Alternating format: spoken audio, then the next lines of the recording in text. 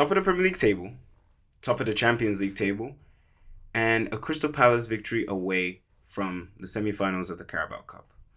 There is not too much to be pessimistic about if you're an Arsenal fan right now. However, despite the tables looking pretty, there's still lingering concerns surrounding Arsenal. But for me this season, Arsenal look different. I'll be completely honest with you guys. I've been trying to figure out my camera configuration probably the last 10 minutes.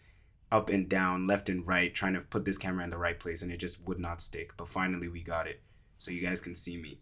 I will be so mad if this video comes out with me wonky. Genuinely. But if you could, as you can see, the background is different. I didn't even mention it in the last video.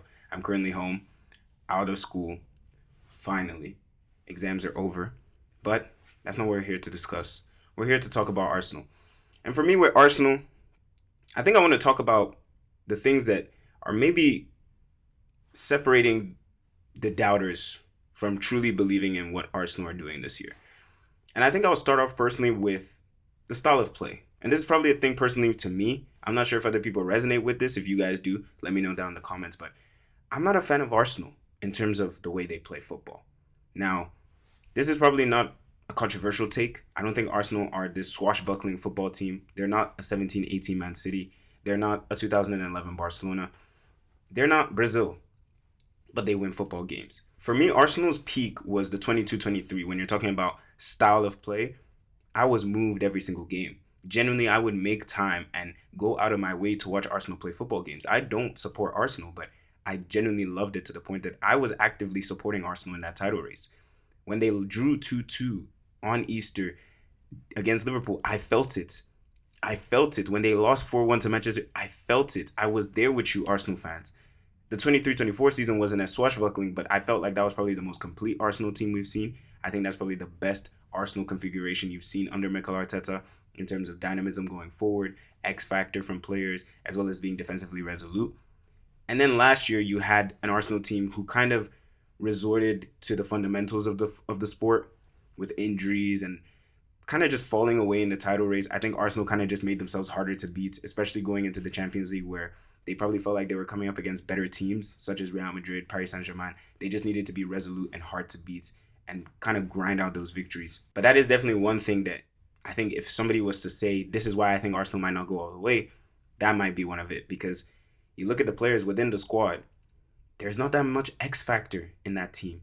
I look at someone like Leandro Trossard. I think he's one of those players who's so reliable and will get you goals in big games and kind of bails you out of jail from time to time. But I don't think he's an exceptionally talented footballer. Other players in the team who I think are very important to what Arsenal are wanting to do, they're not exceptionally talented footballers in the sense of creating something out of nothing. Gabriel, Saliba, these are defenders. Declan Rice, who's probably been Arsenal's best player of the season, he's a midfielder, a box-to-box midfielder at that. He's not an incredible number 10. He's not a dynamic winger. He's not a goal-hungry striker like Erling Haaland.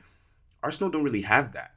And that might be one of the reasons why I probably think they might not go all the way, because I look at games where things are a bit tight, things are a bit cagey.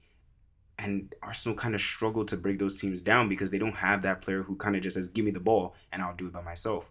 You look at the Wolves game, they kind of got bailed out by own goals and corner kick. We've seen it many times in the last few months, and people kind of say set piece FC, set piece FC. I don't truly believe that. I think Arsenal are a whole lot more than set pieces. And if anything, set pieces are, an avenue to goal. I don't think that's something you should kind of mark them down for. As I said, it probably takes off style points, but who really cares? Just win games. But for me, when those set pieces are not really working, as they have not been working recently for Arsenal ever since Gabriel got injured, what are you going to default to? Because I said it in my video again with Manchester City, the floor and the ceiling of Arsenal are not that far away from each other. As I said, I've only seen Arsenal play 2 bad games this whole season, and that was Wolves and probably the Manchester United game on the very first game of the season. Every other game has either been average or very good from Arsenal. But at the same time, there are games where I watch them and things are a bit cagey and things are a bit tight. You look at this past weekend, they beat Everton at the time I'm recording this, a penalty in a game that they could have easily drawn. And those X-Factor players, sometimes you need them to kind of just bail you out of jail, like a Phil Foden has done for Man City this season, like an Erling Haaland has done for Man City. And you look at a player like Bukayo Saka, who needs to be that for Arsenal.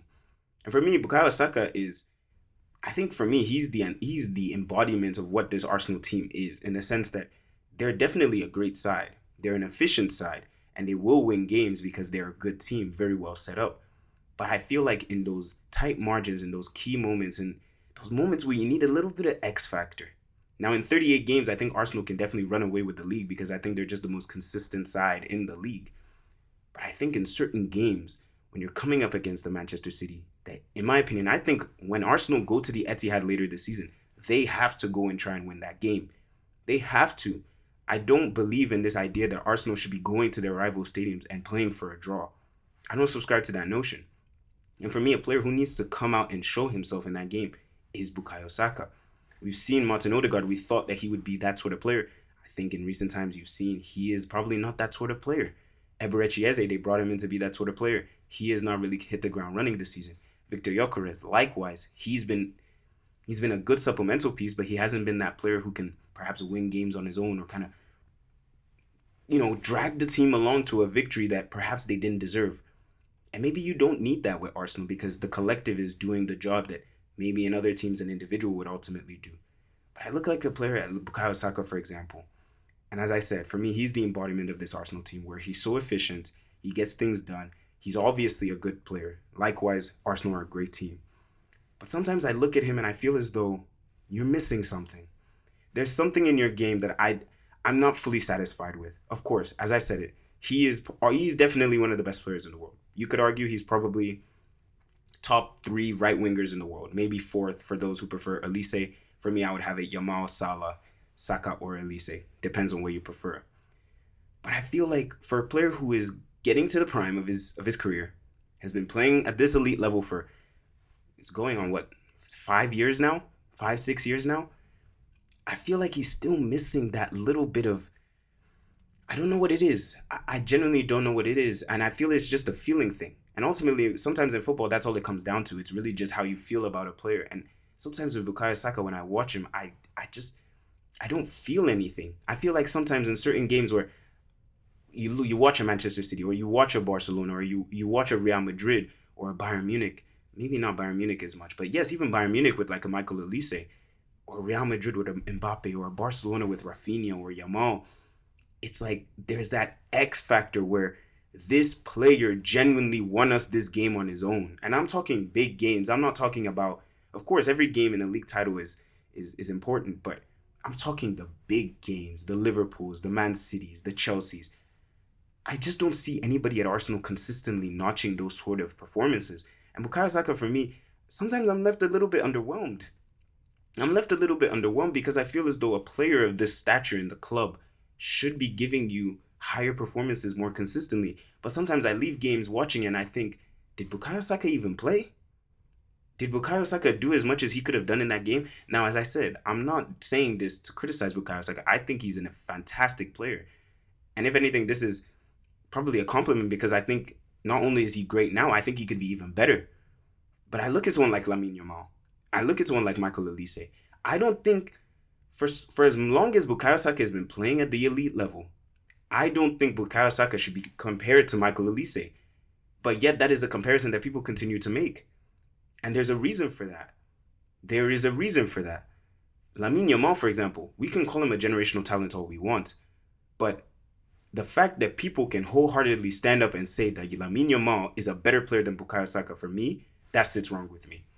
If I'm Bukayo Saka, that should sit wrong with me. Because I have been in this game for six years, almost 7 years now, at the elite level, playing for Arsenal Football Club, week in, week out, playing for England, playing in the Euros, playing in the World Cup. There is no way a player who just burst onto the scene a year and a half ago should be comfortably better than me. At least based on what you ask people. Some people might prefer Saka, but I guarantee you the majority would say Lamine Yamal.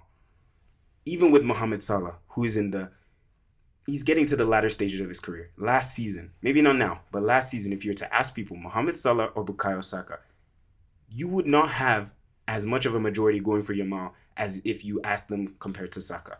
That's just my thought process. And I don't think that should be the case. And I feel like in certain games and big moments, he's kind of not there.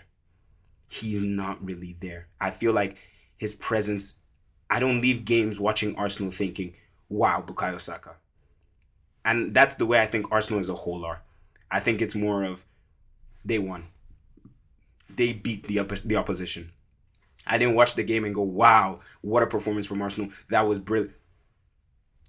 Of course, there have been moments like that. I'm not going to act as though there aren't. But I just feel as though this season, or for a few months now at least, in my opinion, obviously the injuries might be playing a part as well, but I just feel like with Bukayo Saka, there's just something missing. I really don't know how to put a name to it or put my finger on it, but there's just something missing. Then you add on to the fact that there are players who have been injured for Arsenal. Of course, Gabriel is out right now.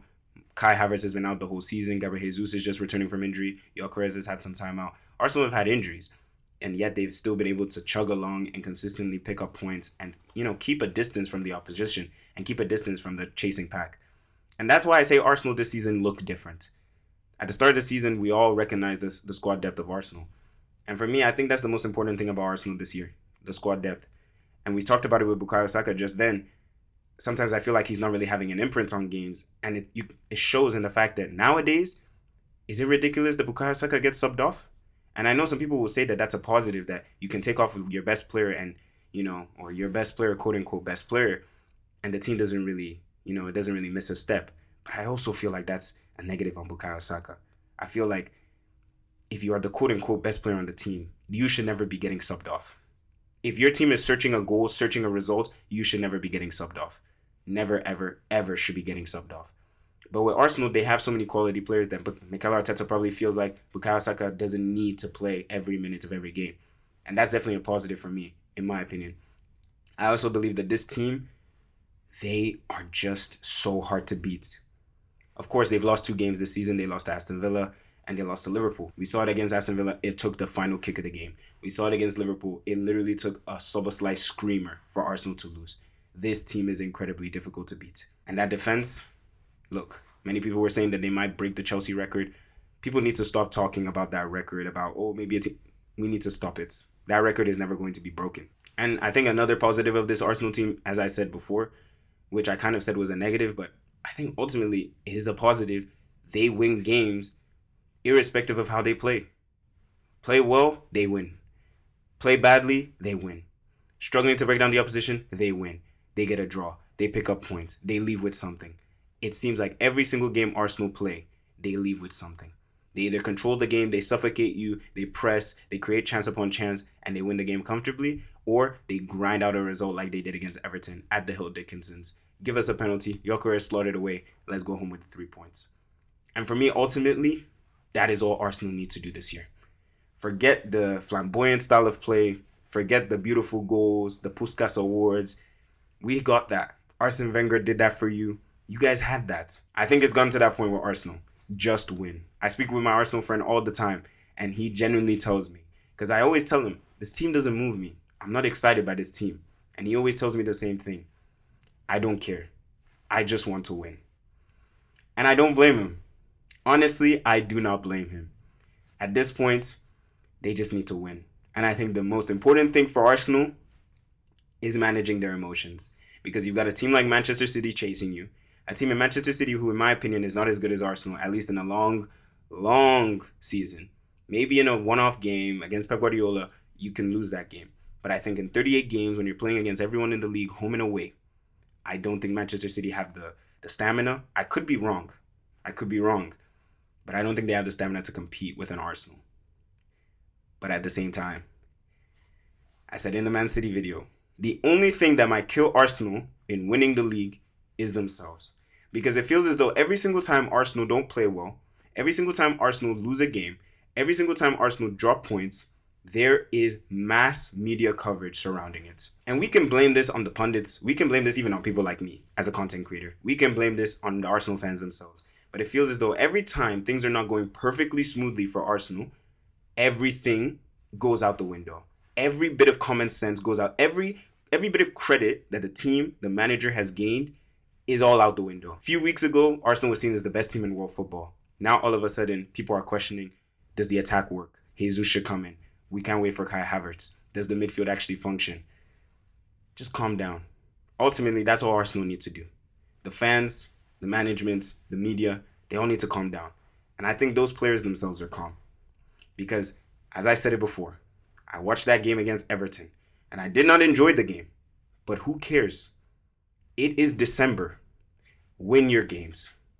Win your games and go home. Win your games and go home. That is all Arsenal needs to do. Who cares whether you entertain the masses? Who cares whether you entertain the media? Just win your games and let your fans celebrate. Because they've waited 20 years for that. And I think that's what they deserve. So ultimately, I think Arsenal look different. And the only thing they need to do is stay out of their own heads.